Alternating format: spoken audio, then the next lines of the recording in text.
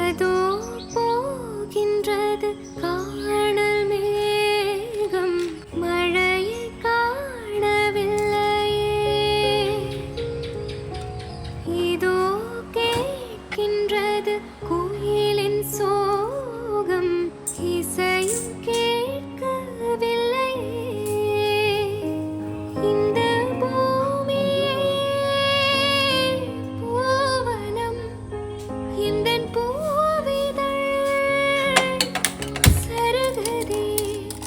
இந்த வாழ்க்கையே சீதனம், அதில் ஜீவனே சாயங்காலம் புறப்பாடு போவதே. ஓசில் தான் கொடுப்பான் அவனுக்கு 50 இது அது மட்டும் இது. கமகமரி மகரி சனிரேச பமகமதமக. ஹாய் ஃப்ரெண்ட்ஸ், வெல்கம் டு அஷ்மாதிலா. எல்லாரும் எப்படி இருக்கீங்க? ரொம்ப நாளுக்கு அப்புறம், கிட்டத்தட்ட ஒரு 3 மாசத்துக்கு அப்புறம் இன்னைக்கு தான் லாங் வீடியோ போடுறதுக்கு மனசு வந்து இன்னைக்கு தான் போட ஆரம்பிச்சிருக்கோம். இந்த வீடியோவுமே வந்து எப்போவே எடுத்த வீடியோ தான். சரி, லாங் வீடியோ போட்டு ரொம்ப நாள் ஆகுது, சரி லாங் வீடியோ பேசுவோம், உங்கள் கூடயும் மனசு விட்டு பேசலாம் அப்படின்றதுக்காக தான் இந்த வீடியோ வந்து இன்னைக்கு பேச உட்காந்துருக்கேன்.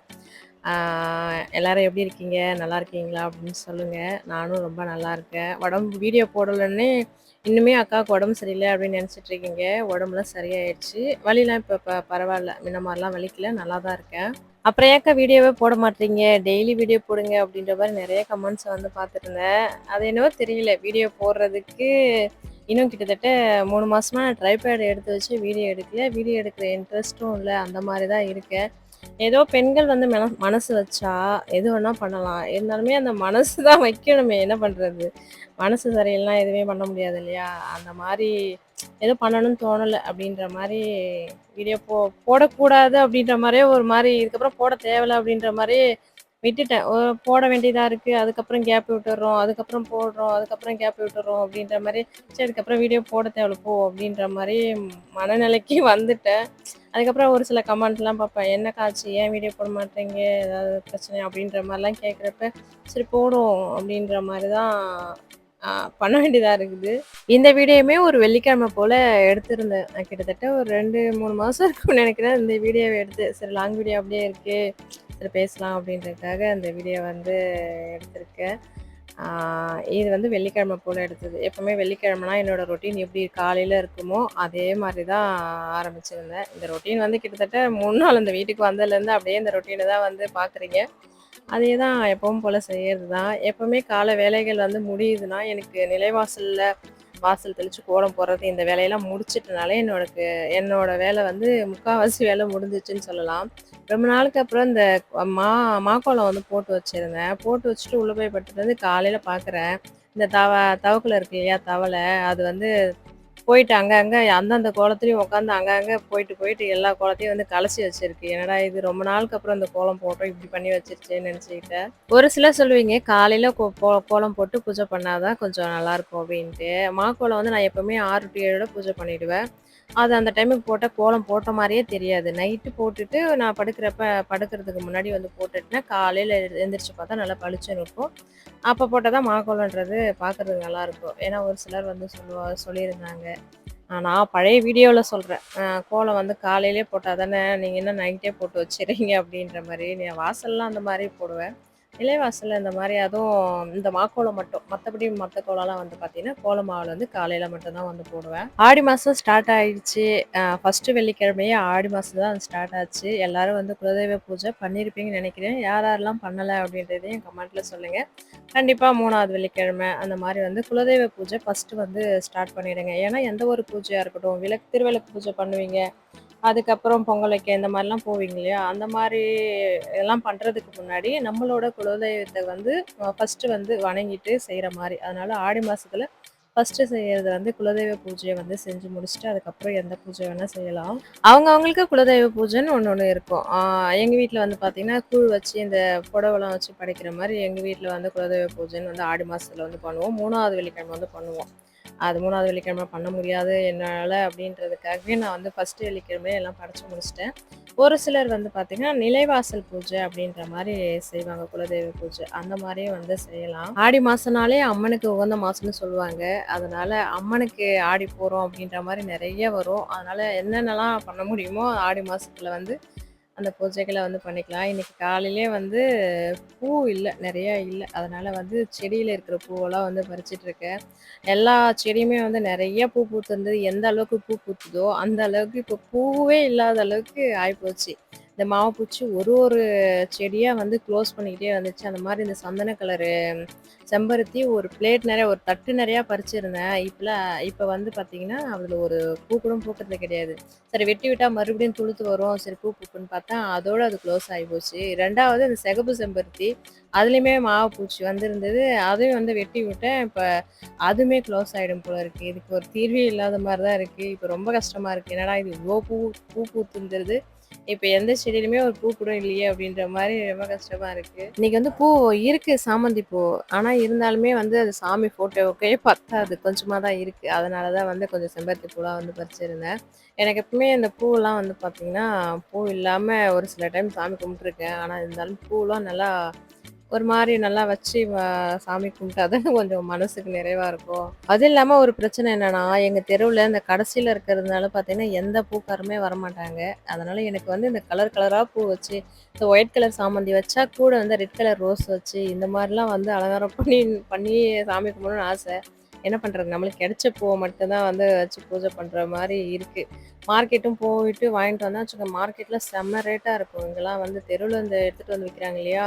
அத விட அந்த மார்க்கெட்ல விக்கிறது தான் ரேட் அதிகமா இருக்கும். அதனால அங்கலாம் போயிட்டு என்னைக்காச்சும் அ அந்த வழி வர மாரினா வாங்குவோம். மத்தபடி பார்த்தீங்கன்னா, அடிக்கடிலாம் போயிட்டு வாங்குற மாரி இல்ல.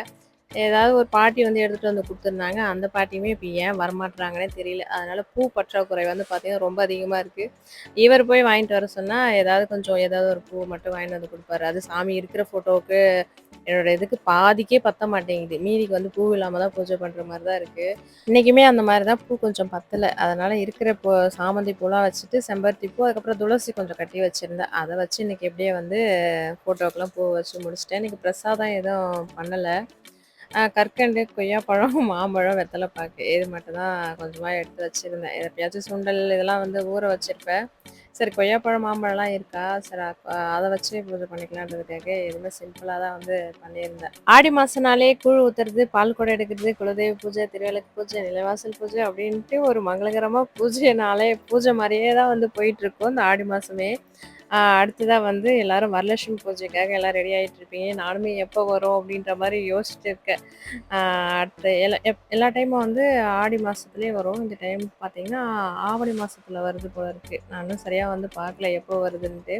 லைட்டா மட்டும் பார்த்தேன். அந்த டைம் எதுவும் நம்மளால பண்ண முடியாம எதனா போயிடுமா அப்படின்ற மாரி டேட்ட மட்டும் பார்த்தேன். ஆ இல்ல அதெல்லாம் இல்ல அப்படின்ற மாரி தோணுச்சு. ஏன்னா அந்த மாரி எதனா வந்துற போகுது. ஏன்னா இந்த டைம் பண்ண போறது வந்து நான் 3வது டைம் வந்து வரலட்சுமி பூஜை வந்து பண்ண போறேன்.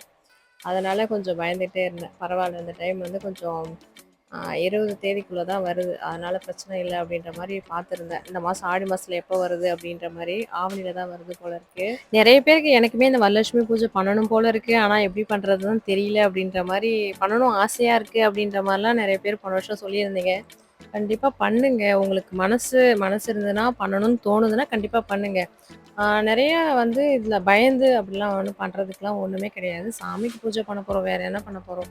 அதனால உங்களுக்கு என்ன தோணுதோ, எப்படி பண்ண தோணுதோ, அந்த மாரி வந்து பண்ணுங்க. சாமி குத்தம் இதெல்லாம் ஒண்ணும் கிடையாது. அத நெனச்சு பயப்படவும் தேவையில்ல.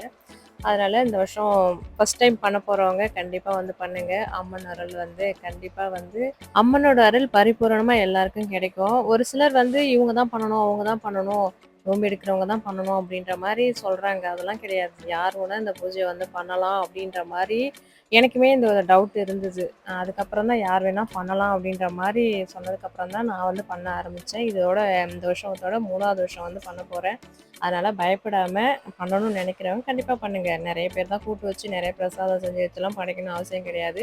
சும்மா வந்து கலசம் வச்சு, அதுக்கு தேவையானதெல்லாம் வச்சுட்டு, ஒரே ஒரு ஜாக்கெட் பிட் வாங்கி வச்சு படைச்சிட்டு, அது ஒருத்தவங்களுக்கு குடுத்தா கூட போதும். மத்தபடி 3 பேருக்கு இந்த மாரி குடுத்தா கூட போதும். அதனால நெறைய செலவாகும் அப்படின்ற மாரிலாம் எதுவுமே கிடையாது. எந்த அளவுக்கு சிம்பிளா பண்ணலாம்னு பண்ணலாம். நெறைய பிரம்மாண்டமாக பண்ணணும்னாலும் பண்ணலாம். நம்மளோட பட்ஜெட்டை பொறுத்து தான் இருக்குது. அதனால தாராளமாக யார் வேணால் பண்ணலாம். இந்த டைம் பண்ணுறவங்க பண்ணுங்க கண்டிப்பாக. ஃபஸ்ட் டைம் பண்ண போகிறேன், எப்படி பண்ணணும்னு தெரியாது அப்படின்றவங்க, நான் 2 வருஷமாக பண்ணேன் வரலட்சுமி பூஜை வீடியோ இருக்குது, அதோட லிங்க் வேணால் கொடுக்குறேன், செக் பண்ணி பாருங்கள் எப்படிலாம் பண்ணேன் அப்படின்ற மாதிரி.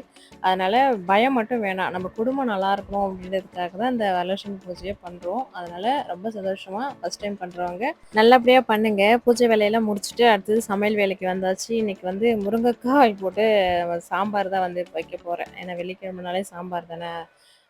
சாம்பார் பருப்பு மட்டும் வேக போட்டுட்டேன். இன்னைக்கு ராக்கெட் அடுப்பில் தான் வந்து சாம்பார் வைக்க போகிறேன். இந்த வீடியோ வந்து ராக்கெட் அடுப்பு போட்டப்போ இந்த வீடியோ எடுத்தது. ஆனால் இப்போ ராக்கெட் அடுப்பு இப்போ இருக்கான்னு கேட்டிங்கன்னா இல்லை. ஏன்னா வண்டியை வந்து பிரேக் கொஞ்சம் கட்டாயம் இருந்ததாங்காட்டி வண்டியை வந்து நிறுத்துறேன்ட்டு அடுப்பு மேலே மோதி நானும் மூடி வச்சுருக்கேன். மழை வருதுன்னு மூடி வச்சுருக்கேன் நான் நினச்சிட்டு இருக்கேன். கடைசியில் பார்த்தீங்கன்னா ஒரு நாள் சரி ஓப்பன் பண்ணி பார்ப்போம்னு பார்க்குறேன், வண்டியை விட்டு மோதி அடுப்புலாம் தூள் தூளாகி போயிருக்கு.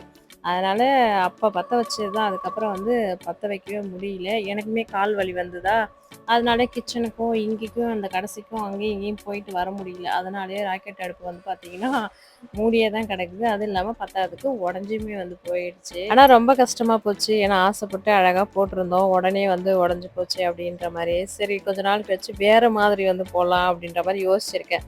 ஏன்னா இப்போ கொஞ்சம் தூரல்லாம் போடுற மாதிரி இருக்குது, மழை பெய்கிற மாதிரி இருக்குது, அங்கே வேறு தண்ணி அதெல்லாம் மழையில் வந்து வீணாக போயிடும் அப்படின்றதுக்காக சரி கொஞ்சம் நாள் கழித்து போட்டுக்கலாம் அப்படின்ற மாதிரி வெயிட் பண்ணிகிட்ருக்கேன்.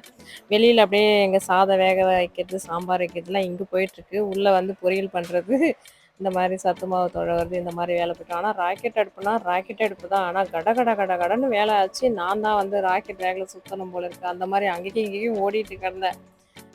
அதுக்கப்புறம் கால் வலியால் தான் பார்த்தீங்கன்னா அதில் சமைக்கிறதே விட்டேன். அதுக்கப்புறம் பார்த்தீங்கன்னா அடுப்புமே இடிஞ்சு போச்சு. அந்த மாதிரி தான் ஆகிப்போச்சு. ஒரு சிலர் அந்த அடுப்பு போடுற ஷார்ட்ஸ் வீடியோ இருக்கு இல்லையா, அதில் வந்து ஃபுல்லாக காட்டினா தானே எப்படி அவங்க மற்றவங்க போடுறதுக்கு கரெக்டாக ஈஸியாக இருக்கும். நீங்கள் காட்டவே இல்லையா சரியா, எப்படி போடுவாங்க போடுறவங்க அப்படின்ற மாதிரி கமெண்ட் வந்திருந்தது. நான் வந்து ஷார்ட்ஸ் கொஞ்சமாக தான் எடுத்திருந்தேன். லாங் வீடியோவாக போடலாம் அப்படின்றதுக்காக லாங் வீடியோ எடுத்திருந்தேன். அதுவுமே வந்து 3 மாதம் கழிச்சு போட்டால் யார் பார்ப்பாங்க அப்படின்ற மாதிரி எடுத்த வீடியோவை டெலீட் பண்ணோம். எடுத்து வைக்கிற வீடியோ டெலீட் பண்ணுறவங்க நாங்கள் ஒரு ஆளாக தான் இருப்போம். அந்த மாதிரி தான் கிட்டத்தட்ட நாங்கள் வீடியோ ஸ்டார்ட் பண்ணுறப்பெல்லாம் பார்த்தீங்கன்னா 20 வியூஸ் 30 வியூஸ்லாம் போவோம். ஒரு நாளைக்கு நம்மளும் வியூஸ் போவோம் அப்படின்ற மாதிரி மனம் தளராமல் டெய்லி வீடியோ போடுவோம்.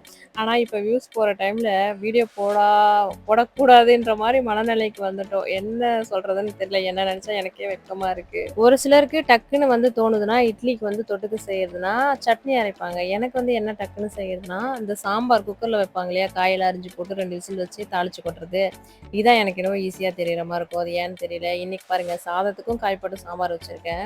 இட்லிக்குமே வந்து குக்கரில் எல்லா காயும் அரிஞ்சு போட்டு வேக வச்சு சாம்பார் வைப்போம் இல்லையா, அதில் 2 சாம்பார் வச்சுருக்கேன்.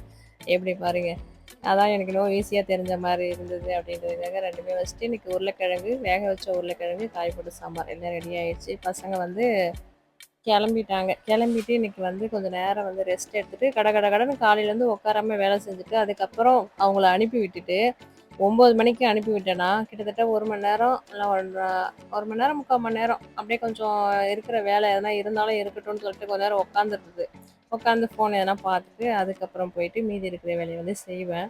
அந்த மாதிரி தான் கொஞ்சம் நேரம் உட்காந்து ரெஸ்ட் எடுத்துகிட்டு அதுக்கப்புறம் இன்றைக்கி கத்திரிக்காய் செடியில் கத்திரிக்காய் தான் வந்து பறிக்க போயிருந்தேன். கூடவே இந்த டீ தூள் இருக்கு இல்லையா, கவர்மெண்ட்டில் கொடுக்குற டீ தூள் மசாலாலாம் அரைச்சி போட்டு யூஸ் பண்ணால் நல்லா தான் இருக்கும். இருந்தாலுமே அந்த டீ தூளை வந்து அந்த செடிக்கு வந்து உரமாக வந்து கொடுப்பேன்.